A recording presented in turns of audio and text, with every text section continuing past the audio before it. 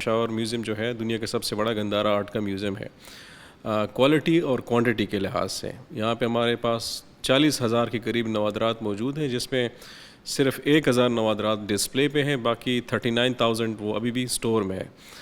تو پوری دنیا میں یہ مشہور ہے، پوری دنیا میں لوگ آتے ہیں. بدھسٹ سویلائزیشن کا جو مین سینٹر رہ چکا ہے گندارا، اس کا جو مین کلیکشن ہے وہ پشاور میوزیم میں موجود ہے. یعنی اگر میں یہ کہوں کہ یہ بدھسٹ جو کنٹریز ہیں یا بدھسٹ یا ریلیجن کے جو فالوور ہیں ان کے لیے ایک بہت ہی مقدس جگہ ہے، تو یہ بالکل غلط نہیں ہوگا. ایک تو میں نے آپ کو بتایا کہ یہ دنیا کا سب سے بڑا میوزیم ہے کلیکشن، کوانٹٹی اور کوالٹی کے لحاظ سے. دوسرا یہ کہ اس کا جو بلڈنگ ہے وہ it self is a monument, اس کی بلڈنگ کی اپنی ایک اہمیت ہے.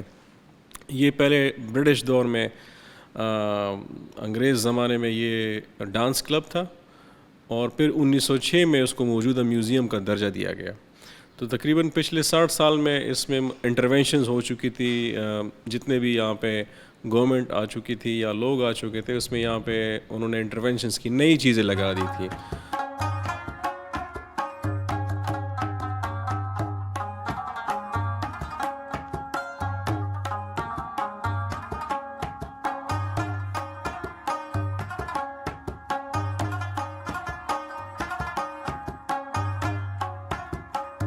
آج ہم آئے ہوئے تھے پشاور میوزیم، یہاں پر گھومے اور یہاں پر کافی سارے جو مونومنٹس پڑے ہوئے ہیں وہ ہم نے دیکھے.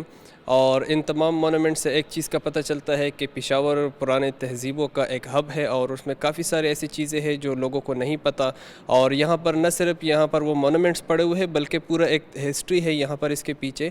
جو لوگ ان کو نہیں جانتے یا جن کو ہسٹری کا نہیں پتہ، وہ اگر یہاں پر آ جائے اور اس میوزیم میں جسٹ گھوم لے تو یہاں پر ان میں ہر چیز کے ساتھ اس کی ہسٹری لکھی ہوئی ہے، ان کا نام لکھا ہوا ہے، ان کے بارے میں لکھا ہوا ہے کہ وہ کون تھے، کیا کرتے تھے، جس سے دنیا کو پتہ چل سکتا ہے، جس سے لوگوں کو پتہ چل سکتا ہے کہ ان کی جو ہسٹری تھی، یہاں پشاور کی جو ہسٹری تھی وہ کتنی رچ تھی.